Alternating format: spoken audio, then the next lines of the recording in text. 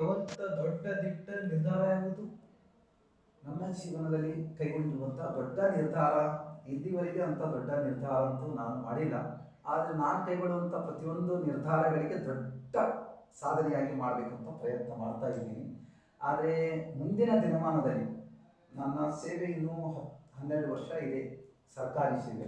ಸರ್ಕಾರಿ ಸೇವೆ ಮುಗಿದ ತಕ್ಷಣ ಎಲ್ಲೇ ಆಗಲಿ ಒಂದು ಅರಿವಿನ ಆಶ್ರಮ ಅಂತೇಳಿ ಮಾಡಿಕೊಂಡು ಅಲ್ಲಿ ಈ ಸಮಾಜದ ಏನಪ್ಪ ಅತ್ಯಂತ ಹಿಂದುಳಿದಿರುವಂಥ ಅನಾಥರು, ಅಬಲೆಯರು, ಅಸಹಾಯಕರು, ನಿರ್ಗತಿಕವಾದಂಥ ಸಮುದಾಯಗಳ ಮಹಿಳೆಯರಾಗಿರ್ಬೋದು ಅಥವಾ ಮಕ್ಕಳಾಗಿರ್ಬೋದು, ಇಂಥವರನ್ನು ಒಂದು ಸಮಾಜದಲ್ಲಿನ ಒಂದು ದಾರಿಗೆ ತರುವಂಥದ್ದು ಅಥವಾ ಅವರಿಗೆ ಒಂದು ಒಂದು ಸಾಧನೆಯ ಕಡೆಗೆ ಸಾಗಿಸುವಂಥ ಪ್ರಯತ್ನದಲ್ಲಿ ಶಿಕ್ಷಣ, ಸಾಂಸ್ಕೃತಿಕವಾಗಿ ಮತ್ತು ಕೌಶಲ್ಯಕರವಾದಂಥ ಕೆಲವೊಂದು ಚಟುವಟಿಕೆಗಳ ಒಂದು ದಾರಿ ತೋರಿಸ್ಬೇಕು ಅಂತೇಳಿ ಭಾಳ ಒಳ್ಳೆಯ ದೃಷ್ಟಿಕೋನ ಇಟ್ಕೊಂಡು ಬಹುಶಃ ಅದು ಮುಂದಿನ ದಿನಮಾನದಲ್ಲಿ ಆ ಕೆಲಸವನ್ನು ಮಾಡಿ ಈ ಸಮಾಜಕ್ಕೆ ನನ್ನದೇ ಆದಂಥ ಕೊಡುಗೆ ಕೊಡಬೇಕು ಅನ್ನುವಂಥ ಮನಸ್ಥಿತಿ ನನಗಿದೆ. ನಿಮ್ಮ ಪ್ರೇರಣೆ ಎಲ್ಲಿಂದ ಬಂತು? ಹೀಗೆ ಸೇವೆ ಮಾಡೋ ಸ್ಫೂರ್ತಿ ಯಾರಿಂದ ಬಂತು? ನಾವು ಇಷ್ಟೆಲ್ಲ ಪ್ರೇರಣೆ ಸಿಕ್ಕಿದ್ದು ಇವತ್ತಿನ ದಿವಸ ಪ್ರತಿದಿನ ನಾನು ಮುಂಜಾನೆ ಎದ್ದ ಕೂಡಲೇ ಇಷ್ಟು ಪ್ರೇರಣೆ ಇದೆ ಅಂದರೆ ಇವತ್ತು ನಾನು ಒಂದು ನಿಮಿಷ ಸಹಿತ ವೇಸ್ಟ್ ಮಾಡಲಾರ್ದೆ ಇನ್ನೊಬ್ಬರಿಗೆ ಪ್ರೇರಣೆ ಮಾಡಬೇಕು, ಇನ್ಸ್ಪೈರ್ ಮಾಡಬೇಕು, ಮಕ್ಕಳಿಗೆ ಇನ್ಸ್ಪೈರ್ ಆಗಬೇಕು. ನಾವು ಹೀಗೆ ಬಂದು ಹಾಗೆ ಹೋಗಬಾರದು, ಹೀಗೋ ಹಾಗೆ ಬದುಕಬಾರದು. ನಾವು ಬದುಕುವಂಥ ಪ್ರತಿ ಕ್ಷಣ ಹೆಜ್ಜೆನೂ ಸಹಿತ ಇನ್ನೊಬ್ಬರಿಗೆ ಪ್ರೇರಣೆ ಆಗಬೇಕು. ಇದು ನನ್ನ ದೃಷ್ಟಿಕೋನ. ಆದರೆ ಅಂಥ ಪ್ರೇರಣೆ ನಾನು ಕೊಡ್ತಾ ಇದ್ದಾಗ ನನಗೆ ಪ್ರೇರಣೆ ಆಗಿರುವಂಥ ಶಕ್ತಿ ಭಾಳ ಇದು ಅಂದರೆ, ಒಂದು ಭಾರತೀಯ ಹಿರೇಮಠ ಸಂಸ್ಥಾನದಲ್ಲಿನ ಚನ್ನಬಸವ ಪಟ್ಟದೇವರು ಅಂತ ಅವರು ಮಾಡುವಂಥ ಕಾಯಕ, ಅವರು ಮಾಡುವಂಥ ಆಲೋಚನೆ, ಅವರು ಬದುಕುವಂಥ ರೀತಿ ನೋಡಿದಾಗ ನನಗೆ ಹೆಜ್ಜೆ ಹೆಜ್ಜೆಗೂ ಅವರ ಹತ್ತಿರ ನೋಡಿಕೊಂಡು ನಾನು ಗಮನಿಸಿದ್ದೇನೆ. ಮತ್ತು ಆಮೇಲೆ ಬರುವಂಥ ನಮ್ಮ ಬಸವಲಿಂಗ ಪಟ್ಟದೇವರು ಅವರು ಸಹಿತ ಅವರು ಭಾಳ ಕ್ರಿಯಾಶೀಲವಾಗಿ ಸಮಾಜ ಸೇವೆ ಮಾಡ್ತಿದ್ರು. ಎಲ್ಲ ವಿಚಾರಗಳನ್ನು ಇಟ್ಕೊಂಡಾಗ ಬಸವಣ್ಣನವರು 12ನೇ ಶತಮಾನದಲ್ಲಿ ವಾಸ್ತವಿಕತೆಯ ಒಂದು ತಳಹದಿಯ ಮೇಲೆ ಒಂದು ತತ್ವವನ್ನು ಕೊಟ್ಟಿದ್ದಾರೆ. ಆ ತತ್ವಗಳು ಮನುಷ್ಯನ ಒಂದು ಬದುಕಿಗೆ ದಾರಿ ದೀಪಗಳಾಗ್ತವೆ. ಅವು ವಿಚಾರಗಳು ಪ್ರತಿದಿನ ಆ ವಚನವನ್ನು ನೋಡಿದಾಗ ನನ್ನ ಮನಸ್ಸಿನಲ್ಲಿ ತುಂಬ ಮೋಟಿವೇಟ್ ಆಗ್ತದೆ. ಆ ಥರ ನಾನು ಈ ಸಮಾಜಕ್ಕೆ ಏನಾದರೂ ಮಾಡಬೇಕು, ಹಾಗೆ ಬದುಕಬೇಕು ಅನ್ನುವಂಥ ಪ್ರೇರಣೆ ಸಿಕ್ಕಿಬಿಡ್ತದೆ. ಅದಕ್ಕೆ ಬಹುಶಃ ಅವು ಮೂವರನ್ನು ನನ್ನ ದೃಷ್ಟಿಯಲ್ಲಿ ಇಟ್ಕೊಂಡು ಇವಾಗ ಮುಂದೂ ಸಹಿತ ಅದೇ ನಿಟ್ಟಿನಲ್ಲಿ ಒಂದು ಸೇವೆ ಸಲ್ಲಿಸಬೇಕನ್ನುವಂಥ ಪರಿಜ್ಞಾನ ಇದೆ. ಯುವಕರು ಇಂದು ಸಮಾಜಕ್ಕಾಗಿ ಏನು ಮಾಡಬಹುದು? ಸಮಾಜಕ್ಕಾಗಿ ಮಾಡಬೇಕಾಗಿದ್ದು ತುಂಬ ಇದೆ.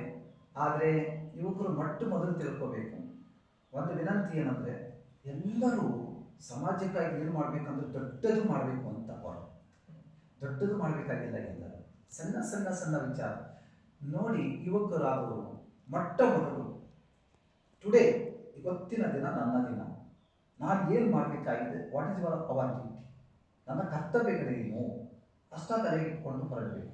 ಭಾಳ ಹುಡುಗರಾದವರು, ಯುವಕರಾದವರು ಹ್ಯೂಮನ್ ರೈಟ್ಸ್ ಬಗ್ಗೆ ಭಾಳ ವಿಚಾರ ಮಾಡ್ತಾರೆ, ಹ್ಯೂಮನ್ ರೈಟ್ಸ್ಗಾಗಿ ಹೋರಾಟ ಮಾಡ್ತಾರೆ. ಆದರೆ ಆ ರೈಟ್ಗಾಗಿ ಹೋರಾಟ ಮಾಡಬಾರ್ದು ಅಂತ ಹೇಳ್ತಾ ಇಲ್ಲ, ಮಾಡಿ. ಆದರೆ ಅವರ ಡ್ಯೂಟೀಸು ಅದಾವು, ರೆಸ್ಪಾನ್ಸಿಬಿಲಿಟಿ ಇದೆ. ಆ ರೆಸ್ಪಾನ್ಸಿಬಿಲಿಟಿಯಿಂದ ನಾವು ನಿಭಾಯಿಸಬೇಕಾಗಿದೆ. ಅದನ್ನು ಹೆಂಗೆ ನಿಭಾಯಿಸ್ಬೋದು ಅಂದರೆ ಭಾಳ ಸಿಂಪಲ್ ಆಗಿ ಹೇಳ್ತೀನಿ. ದೊಡ್ಡ ದೊಡ್ಡ ಕಂಪನಿಗಳು, ಫ್ಯಾಕ್ಟ್ರಿಗಳು, ದೊಡ್ಡ ದೊಡ್ಡ ಇದು ಆಗಿ ನಾವು ಏನಾದರೂ ಮಾಡಬೇಕಂತ ವಿಚಾರ ತಲೆಯಲ್ಲಿ ಇಟ್ಕೋಬಾರ್ದು. It's very simple.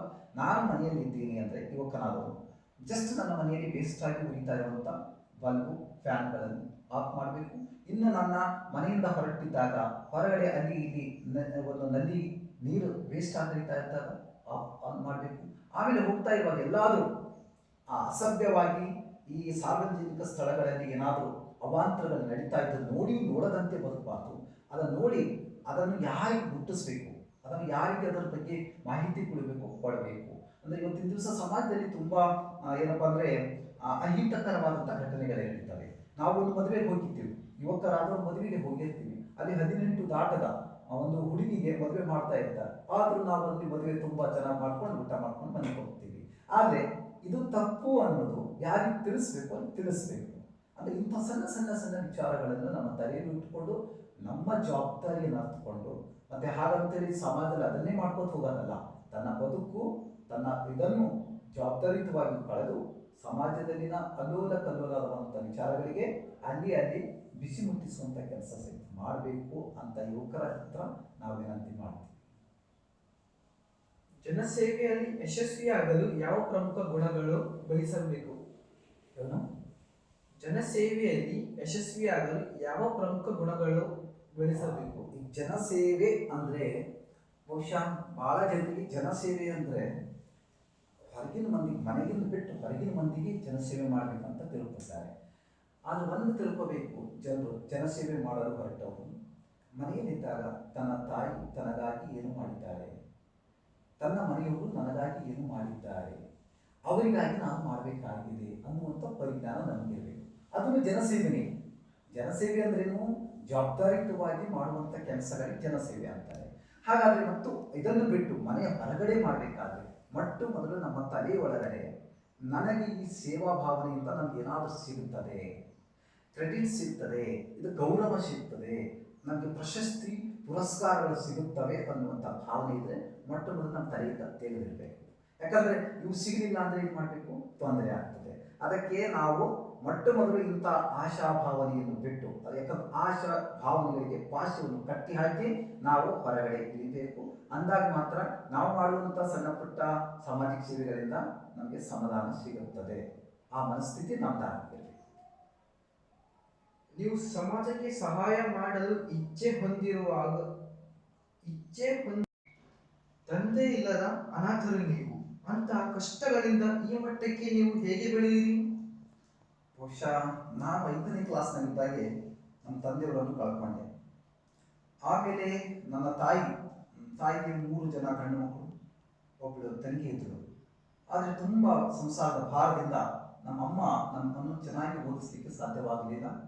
ಆವಾಗ ನಮಗೆ ಭಾಲ್ಕಿ ಎಲ್ಲಿ ಒಂದು ಏನಾದರೂ ಭಾಂಡ್ಯ ಅರ್ಬಿಯ ಅಂಗಡಿಯಲ್ಲಿ ನೌಕರಿಗಿಡಬೇಕಂತ ಕಳಿಸ್ಕೊಟ್ರು. ಆವಾಗ ಅಲ್ಲಿ ಹೋದಾಗ ಅಲ್ಲಿ ಭಾಂಡ್ಯ ದುಕಾನದ ಮಾಲೀಕ ಹೇಳ್ತಾನೆ, ಸಣ್ಣ ವಯಸ್ಸಿನ ಮಕ್ಕಳು, ಒಂದು ತಿಂಗಳಿಗೆ 100 ರೂಪಾಯಿ ಕೊಡ್ತೀವಿ, ಅದು ಏನಾಗ್ತದೆ, ಅದು ತಗೊಂಡು ಏನು ಮಾಡ್ತೀರಾ, ಒಯ್ದು ಈ ಮಕ್ಕಳನ್ನು ಒಯ್ದು ಎಲ್ಲಾದರೂ ಓದಿಸಿ ಅಂತ ಹೇಳ್ದ.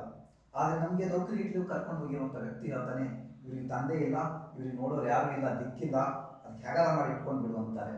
ಆದರೂ ಆ ವ್ಯಕ್ತಿ ಇಲ್ಲ ರೀ, ಓದಿಸ್ಲಿಕ್ಕೆ ದುಡ್ಡು ಹತ್ತಲ್ಲ, ಇಲ್ಲಿ ಅನಾಥಾಶ್ರಮ ಇದೆ, ಬಾಲ್ಕಿ ಹಿರೇಮಠ ಸಂಸ್ಥಾನ ಇದೆ, ಅಲ್ಲಿ ಒಯ್ದು ಬಿಟ್ಟರೆ ಸಾಕು, ಎಲ್ಲ ಓದಿಸ್ತಾರೆ, ಎಲ್ಲ ಬರೆಸ್ತಾರೆ ಅಂತ ಹೇಳಿದ್ರು. ಅವಾಗ ನನಗೆ ಒಯ್ದು ಅಲ್ಲಿ ಬಿಟ್ಬಿಟ್ರಿ, ಅವ್ರ ಮನೆಗೆ ಹೋಗ್ಬಿಟ್ರು. ಅಲ್ಲಿಂದ ನಾವು ಚೆನ್ನಾಗಿ ಅಭ್ಯಾಸ ಮಾಡಲಿಕ್ಕೆ ಶುರು ಮಾಡ್ತೀವಿ. ಅಭ್ಯಾಸ ಅಂದ್ರೆ ಏನು ಅಂತ ಅವಾಗ ಗೊತ್ತಾಗಿತ್ತು. ಇಷ್ಟೆಲ್ಲ ಮುಗಿಸ್ಕೊಂಡು 10ನೇ ಬರೀ ಥರ್ಡ್ ಕ್ಲಾಸ್ನಲ್ಲಿ ಪಾಸ್ ಆಗಿ, ಇನ್ನು ಕಾಲೇಜಿಗೆ ಹೋಗ್ಬೇಕಾದ್ರೆ ಮನೆಯ ಪರಿಸ್ಥಿತಿ ಗಂಭೀರ ಮತ್ತು ಅಷ್ಟೇನು ದೊಡ್ಡ ಇದು ಹೇಳ್ಕೊಳ್ಳೋಂಥ ಕುಟುಂಬ ಇರಲಿಲ್ಲ. ಕಾಲೇಜಿಗೆ ಹೋಗ್ಬೇಕಾದ್ರೆ ನಾವು ಹಾಫ್ ಪ್ಯಾಂಟ್ ಹಾಕೊಂಡು ಹೋಗ್ತಿದ್ವಿ, ಚಡ್ಡಿ ಹಾಕೊಂಡು ಹೋಗ್ತಿದ್ದೆ.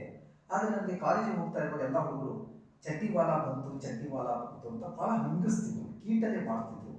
ಆದರೆ ಒಂದು ಅವ್ರ ಜೊತೆಗೆ ಜಗಳ ಆಡೋ ಹಾಗಿರಲಿಲ್ಲ. ಮತ್ತೆ ಹ್ಯಾಕ್ ಮಾಡೋದು ಅಂತೇಳಿ ಮತ್ತೆ ನನ್ನ ಹಳ್ಳಿಗೆ ನನ್ನ ಅಮ್ಮನ ಹತ್ರ ಹೋಗಿ, ಅಮ್ಮ ನನಗೆ ಚಡ್ಡಿ ಹಾಫ್ ಪ್ಯಾಂಟ್ ಯಾಕೆ ಕಳಿಸಿದ್ಯಾ, ಎಲ್ಲರೂ ಫುಲ್ ಪ್ಯಾಂಟ್ ಹಾಕೊಂಡು ಬರ್ತಾರೆ ಅಂತ ಕೇಳಿದಾಗ ನಮ್ಮಮ್ಮ ತುಂಬ ಕಷ್ಟದಿಂದ ಹೇಳ್ತಾಳೆ, ಮಗ ನಿನಗೂ ಫುಲ್ ಪ್ಯಾಂಟ್ ಕಳಿಸ್ಬೇಕಂತೇಳಿ ಫುಲ್ ಬಟ್ಟೆ ತಂದಿದ್ದೆ, ಅದೇನು ಮಾಡೋದು, ನಿನ್ನ ತಮ್ಮ 10th ಅವನಿಗೂ ಹಾಫ್ ಪ್ಯಾಂಟ್ ಹಾಕ್ತದ್ದು ಬೇಕು ಅಂತ, ನಿನಗೂ ಹಾಫ್ ಪ್ಯಾಂಟು ಅವನಿಗೂ ಹಾಫ್ ಪ್ಯಾಂಟು, ಆ ಫುಲ್ ಪ್ಯಾಂಟ್ನಲ್ಲಿ ಹೊಲಿಸ್ಬಿಟ್ಟೆ ಅಂತ ಹೇಳಿಬಿಟ್ರು. ಅವಾಗ ಅಸಹಾಯಕನಾಗಿ ಅಮ್ಮನಿಗೂ ಏನು ಆಡುವ ಹಾಗಿಲ್ಲ, ಈ ಕಡೆ ಗೆಳೆಯರಿಗೆ ಏನಪ್ಪ ಜಗಳ ಆಡುವ ಹಾಗಿಲ್ಲ. ಇದರ ಮಧ್ಯದಲ್ಲಿ ಅವತ್ತು ಬಂದು ಭಾಲ್ಕೀಶ್ವರ ಮಂದಿರದಲ್ಲಿ ಕೂತ್ಕೊಂಡು ಒಂದು ತೀರ್ಮಾನ ಮಾಡಿದೆ, ಏನಂತ, ಚಡ್ಡಿ ಅಂತ ಹಂಗಿಸುವಂಥ ಬಡ್ಡಿ ನನ್ನ ಮಕ್ಕಳಿಗೆ ಈ ಚಡ್ಡಿ ವಾರ ಏನು ಅನ್ನೋದನ್ನು ಗೊತ್ತು ಮಾಡಬೇಕಂತೇಳಿ ತುಂಬ ಕಷ್ಟಪಟ್ಟು ಇಷ್ಟಪಟ್ಟು ಅಭ್ಯಾಸ ಮಾಡಲಿಕ್ಕೆ ಶುರು ಮಾಡಿದೆ. ಒಂದು ದಿನದಲ್ಲಿ 18 ತಾಸುಗಳ ಕಾಲ ಅಭ್ಯಾಸ ಮಾಡ್ತಿದ್ದೆ. ಕೊನೆಗೆ PUC ಸೆಕೆಂಡ್ ಇಯರ್ ರಿಸಲ್ಟ್ ಬಂದಾಗ ಇಡೀ ಭಾಲ್ಕಿ ತಾಲೂಕದಲ್ಲಿ ಟಾಪರ್ ಅಂತ ತಿಳ್ಕೊಂಡು ನನ್ನ ಅನಾಥಾಶ್ರಮ ಫೋನ್ ಬಂತು. ಅವಾಗ ಎಲ್ಲರೂ ನೋಡಿದ್ರೆ ಎಲ್ಲರೂ ಆ ಚಡ್ಡಿವಾಲ ಟಾಪರ್ ಅಂತ ತಮ್ಮ ಬೆರಳನ್ನು ಕಚ್ಕೊಂಡ್ಬಿಟ್ರು. ಹೀಗೆ ನನ್ನ ಬದುಕಿನಲ್ಲಿ ಈ ಹಂಗಿಸುವಂಥ ಜನರಿಗೆ, ಕಷ್ಟದಲ್ಲಿ ಇದ್ದಾಗ ನಮ್ಮನ್ನು ಹಂಗಿಸುವಂಥ ಅವಮಾನ ಮಾಡುವಂಥ ಜನರಿಗೆ ನಾವು ಪ್ರತ್ಯುತ್ತರವಾಗಿ ಏನು ಕೊಡಬೇಕು ಅಂದರೆ, ನಮ್ಮ ಸಾಧನೆಯಿಂದ ಮಾತಾಡಿಸ್ಬೇಕು, ಮಾತಿನಿಂದ ಅವರನ್ನು ಪ್ರತಿಕ್ರಿಯೆ ಕೊಡಬಾರ್ದು. ಆಮೇಲೆ ಅಲ್ಲಿಂದ ನಾನು ಇಲ್ಲಿ ನೌಬಾದ್ನಲ್ಲಿ TCS ಮಾಡಲಿಕ್ಕೆ ಬಂದೆ. ಆದರೆ ಇಲ್ಲಿ ಹಾಸ್ಟೆಲ್ ಊಟದ ವ್ಯವಸ್ಥೆ ಇರಲಿಲ್ಲ. ಅಲ್ಲಿನ ಭಾರತೀಯ ಪೂಜ್ಯರು ಇಲ್ಲಿ ಪ್ರತಿಯೊಂದು ಮನೆಗಳಿಗೆ 7 ಮನೆಗಳಿಗೆ ದಿನಾರು 2 ಸಲ ಊಟಕ್ಕೆ ಕಳಿಸ್ಕೊಡ್ತಿದ್ರು. ಪ್ರತಿಯೊಂದು ಮನೆಗೆ ಹೋಗಿ 7 ದಿನ ಒಂದೊಂದು ಮನೆಗೆ ಊಟ ಮಾಡಿಕೊಂಡು ನಾನು ರಿಸರ್ಚ್ ಮಾಡಿದೆ. ಆದರೆ ಇಷ್ಟು ಕಷ್ಟ ನಷ್ಟ, ರಾತ್ರಿ ಹೊತ್ತಿನಲ್ಲಿ ಫೀಸ್ ಬೇಕಾಗಿತ್ತು ಅಂದರೆ ರಾತ್ರಿ ಹೊತ್ತಿನಲ್ಲಿ ದಾಲ್ ನೀರು ಬೇರೆ ಕಡೆ ಪಾರ್ಟ್ ಟೈಮ್ ಕೆಲಸ ಮಾಡಿಕೊಂಡು ನಾನು ಫೀಸನ್ನು ಕಟ್ಟಿ ನಾನು ವಿದ್ಯಾಭ್ಯಾಸ ಮಾಡಿದೆ. ನಾನು ಇಷ್ಟು ಕಷ್ಟಪಟ್ಟು ಮಾಡಿದ್ದೆ ಅಂದರೆ ನನಗೇನು ತೊಂದರೆ ಆಗಲಿಲ್ಲ, ನನಗೇನು ಬೇಜಾರಿಲ್ಲ. ಆದರೆ ನನ್ನಂತೆ ಕಷ್ಟಪಡುವಂಥ ಮಕ್ಕಳಿಗೆ ಒಂದು ಮಾತು ಹೇಳ್ತೀನಿ, ಜಿತ್ನಿ ದುನಿಯಾ ಮಜಾಕ್ ಉಡಾತಿ है उतना ही तकदीर जगमगाती है. जितनी दुनिया मजाक उड़ाती है उतना ही तकदीर जगमगाती है. जब कर्म भगवान का रहता है पल भर में जिंदगी बदल जाती है. ना किसका हबीब होता है ना किसका रफीक होता है, बन जाते हैं जिसके नसीब होते हैं. ನಮ್ಮ ರಿಸ್ತೆ ಏನಿದೆ, ನಮ್ಮ ನಸೀಬ್ ಏನಿದೆ ಅದು ನಾವು ಪಂಚಸೋ ಗ್ಯಾರಂಟಿ. ಆದರೆ ಈ ಅವಮಾನಗಳು ಎಲ್ಲನೂ ಸಹಿಸಿಕೊಂಡು ಬದುಕಿದ್ದಕ್ಕೆ, ನಾನು ಈ ಸಾಧನೆ ಮಾಡಿದ್ದಕ್ಕೆ ಇವತ್ತು ನನಗೆ ಬಹಳ ಸಮಾಧಾನ ಇದೆ. ಆ ನಿಟ್ಟಿನಲ್ಲಿ ಎಲ್ಲರೂ ಸಹಿತ ಈ ಕಷ್ಟ ನಾನೇನು ಹಳ್ಳಿನವನು, ನಾನೇನು ಬಡವರು, ನಾವು ಕನ್ನಡ ಮೀಡಿಯಂ ತಕ್ಕಂಥವ್ರು, ನಾವೇನು ಏನು ಯಾರಿಗೂ ಕಣ್ಣಿಗೆ ಕಾಣಲಾರದವರು ಅಂತೇಳಿ ಭಾಳ ಹುಡುಗರು ಡಿಪ್ರೆಷನ್ ಒಳಗಾಗ್ತಾರೆ. ಅವರೆಲ್ಲರಿಗೂ ನನ್ನ ಒಂದು ವಿನಂತಿ, ನನ್ನ ಬದುಕಿನ ಈ ಕ್ಷಣಗಳಿಂದ ನೀವು ಪ್ರೇರಿತಗೊಂಡು ಬದುಕಿನಲ್ಲಿ ಕಷ್ಟಗಳಿಂದ ಹುಟ್ಟುವುದು, ಕಷ್ಟಗಳಲ್ಲಿ ನಾವು ಬೆಳೆಯುವುದು, ಆದರೆ ಕಷ್ಟಗಳಿಂದಲೇ ಸಾಯುವುದು ನಮ್ಮ ಕೆಲಸ ಆಗ್ಬಾರ್ದು. ಅಂತಿಮವಾಗಿ ಸಾಧನೆಯನ್ನು ಮಾಡಿ ಸಾಯಬೇಕು ಅಂತೇಳಿ ಎಲ್ಲರಿಗೂ ನನ್ನ ವಿನಂತಿಯನ್ನು ಮಾಡ್ತೀನಿ. ಈಗ ಯಾರೇ ಆಗಲಿ ಸಾಮಾಜಿಕ ಸೇವೆ ಮಾಡಲಿಕ್ಕೆ ಹೊರಟಿದ್ದೀರಾ, ಅವರಿಗೆ ಸಲಹೆ ಏನು ಅಂದರೆ, ಮೊಟ್ಟ ಮೊದಲು ಅವ್ರು ಹೇಳ್ತಾರೆ ಏನಂದರೆ, ಮಾರು ಗೆಲ್ಲು ಅಂದರೆ ಜಗಲಿಯನ್ನು ಹಾರಿ ಆಕಾಶ ಹಾರು ಅಂತಾರೆ. ಮೊಟ್ಟ ಮೊದಲು ನಮ್ಮ ಮನೆಯೊಳಗಿನ ಜನರ ಜೊತೆಯಲ್ಲಿ ಪ್ರೀತಿಯಿಂದ ಬದುಕಬೇಕು, ನಮ್ಮ ಮನೆಯವರ ಪ್ರೀತಿಗೆ ಪಾತ್ರ ಆಗಬೇಕು. ಆಮೇಲೆ ನಾವು ಹೊರಟಿದ್ದಾಗ ನಿಮ್ಮ ಮನಸ್ಸಿನಲ್ಲಿ ಏನಾದರೂ ಅಂದ್ರೇನು, ಕೆಲವೊಂದು ಹುಡುಗರು ಕೆಲವೊಬ್ಬರು ಜನರು ಸಾಮಾಜಿಕ ಸೇವೆ ಯಾಕೆ ಮಾಡ್ತಾರೆ, ತುಂಬ ಸ್ವಾರ್ಥತೆ ಇಟ್ಕೊಂಡು ಮಾಡ್ತಾರೆ. ದುಡ್ಡು ಗಳಿಸ್ಬೇಕು ಅಥವಾ ಕೀರ್ತಿ ಗಳಿಸ್ಬೇಕು ಇಲ್ಲ ಸಂಬಂಧ ಗಳಿಸ್ಬೇಕು ಅಂತ ಹೊರಟಿದ್ದಾರೆ. ಆದರೆ ಆ ಥರ ಸಾಮಾಜಿಕ ಸೇವೆ ಮಾಡುವವರು ಕೀರ್ತಿ ಗಳಿಸ್ಬೇಕು ಅಂತ ಹೊರಡಬಾರ್ದು, ದುಡ್ಡು ಗಳಿಸ್ಬೇಕು ಅಂತ ಹೊರಡಬಾರ್ದು, ಇನ್ನು ಸಂಬಂಧಗಳು ಗಳಿಸ್ಬೇಕು ಅಂತಲೂ ಹೊರಡಬಾರ್ದು. ಏನು ನಾನು ಮಾಡಲಿಕ್ಕೆ ಬಂದಿದೆ ಹೀಗೆ ಮಾಡಿ ಹಾಗೆ ಪಾಸ್ ಆಗಬೇಕು, ಈ ಕೈಯಿಂದ ಮಾಡಿದ್ದು ಈ ಕೈಯಿಂದ ಗೊತ್ತಾಗಬಾರ್ದು. ಆ ಪರಿಜ್ಞಾನ, ಆತ್ಮಸಾಕ್ಷಿ ಪ್ರಜ್ಞೆ ಸಾಮಾಜಿಕ ಸೇವೆ ಮಾಡಲು ಹೊರಟವರಿಗೆ ಇರಬೇಕು. ಭವಿಷ್ಯದಲ್ಲಿ ಸಮಾಜ ಅಭಿವೃದ್ಧಿ ಆಗಲು ಯಾವ ಪ್ರಮುಖ ಬದಲಾವಣೆ ಅಗತ್ಯ? ಭವಿಷ್ಯದಲ್ಲಿ ಇವತ್ತಿನ ಜಗತ್ತು ಭವಿಷ್ಯದಲ್ಲಿ ಬದಲಾವಣೆ ಆಗಬೇಕಾದ್ರೆ ಜಾರ್ಜ್ ಬರ್ನಾರ್ಡ್ ಶಾ ಅವರು ಬಹಳ ಚೆಂದಾಗಿ ಹೇಳ್ತಾರೆ, ಬದಲಾವಣೆ ಇಲ್ಲದೆ ಬೆಳವಣಿಗೆ ಇಲ್ಲ ಅಂತ ಹೇಳ್ತಾರೆ. ಬದಲಾಗಬೇಕು. ಯಾರು ಬದಲಾಗಬೇಕು? ಅದೇ ದೊಡ್ಡ ಸಮಸ್ಯೆ. ಎಲ್ಲರೂ ಅಂತಾರೆ ಬದಲಾಗಬೇಕು. ಏನು ಬದಲಾಗಬೇಕು? ಸೃಷ್ಟಿ ಬದಲಾಗಬೇಕಾ ಅಥವಾ ಸಮಾಜ ಬದಲಾಗಬೇಕಾ, ಪರಿಸರ ಬದಲಾಗಬೇಕಾ? ಒಂದು ಮಾತು ನೆನಪಿಟ್ಕೋಬೇಕು, ಸೃಷ್ಟಿಯನ್ನು ಬದಲಾಯಿಸಲಿಕ್ಕೆ ಸಾಧ್ಯ ಇಲ್ಲ. ಪರಿಸರ ಇವೇನಿದೆ ಯಾವುದನ್ನು ನಾವು ಬದಲಾಯಿಸುವಂಥ ಕೆಲಸ ನಮ್ಮದಲ್ಲ. ಬದಲಾಯಿಸಿಕೊಳ್ಳಬೇಕಾಗಿದ್ದು ನಮ್ಮ ದೃಷ್ಟಿ, ನಮ್ಮ ಭಾವನೆಗಳು, ನಮ್ಮ ಹವ್ಯಾಸಗಳು. ಅದಕ್ಕೆ APJ ಅವರು ಬಹಳ ಚೆನ್ನಾಗಿ ಹೇಳ್ತಾರೆ, ನಾವು ನಮ್ಮ ಜಗತ್ತಿನಲ್ಲಿ ಏನಾದರೂ ಬದಲಾವಣೆ ಮಾಡಬೇಕಾದ್ರೆ ಮೊದಲು ನಾವು ಬದಲಾಗಬೇಕು. ಅದಕ್ಕೆ ನಾವು ಪ್ರತಿಯೊಬ್ಬರು ನಮ್ಮ ಮನೆಯಲ್ಲಿ ನಾವು ಬದಲಾಗಿ ಬದುಕುವುದನ್ನು ಕಲಿಬೇಕು. ಅಂದಾಗ ಈ ಸಮಾಜ, ಈ ದೇಶ ತನ್ನಿಂದ ತಾನು ಬದಲಾವಣೆ ಆಗ್ತದೆ. ಅದಕ್ಕೆ ಹೇಳ್ತಾರೆ ಏನಂತ ಅಂದರೆ, ನೀನು ದೇಶಕ್ಕೆ ದೀಪವಾಗುವುದು ಮೊದಲು ಬಿಡಬೇಕು. ಇವತ್ತು ಸಮಾಜಕ್ಕೆ ದೀಪ ಆಗುವುದನ್ನು ಆಮೇಲೆ ನೋಡೋಣ, ಒಂದು ಊರಿಗೆ ದೀಪ ಆಗುವುದು ಆಮೇಲೆ ನೋಡೋಣ, ನಿನ್ನ ಮನೆಗೆ ದೀಪ ಆಗುವುದು ಮತ್ತೆ ನೋಡೋಣ. ಆದರೆ ಮೊಟ್ಟ ಮೊದಲು ಪ್ರತಿಯೊಬ್ಬ ವ್ಯಕ್ತಿ ತನ್ನ ಮನಸ್ಸಿನಲ್ಲಿರುವಂಥ ಅಂಧಕಾರಕ್ಕೆ ದೀಪವಾಗುವುದನ್ನು ಕಲಿಯಬೇಕು. ಅಂದಾಗ ತನ್ನ ಮನಸ್ಸಿಗೆ ತಾನು ಅಂಧಕಾರದಿಂದ ಜ್ಞಾನದ ಕಡೆಗೆ ಬಂದಿವೆ, ಅಜ್ಞಾನದಿಂದ ಜ್ಞಾನದ ಕಡೆಗೆ ಬಂದಿವೆ, ಆಟೋಮೆಟಿಕ್ ಆಗಿ ಆ ಮನೆ ಬೆಳಕಾಗ್ತದೆ. ಆಮೇಲೆ ಆ ಮನೆಗಳೆಲ್ಲ ಬೆಳಕಾದಾಗ ಆ ಓಣಿಗಳು ಬೆಳಕಾಗ್ತದೆ, ಓಣಿಗಳು ಬೆಳಕಾದಾಗ ಊರು ಬೆಳಕಾಗ್ತದೆ, ಊರು ಬೆಳಕಾದಾಗ ಆ ಜಿಲ್ಲೆ, ಆ ರಾಜ್ಯ ಬೆಳಕಾಗ್ತದೆ, ಆಮೇಲೆ ದೇಶ ಬೆಳಕಾಗ್ತದೆ.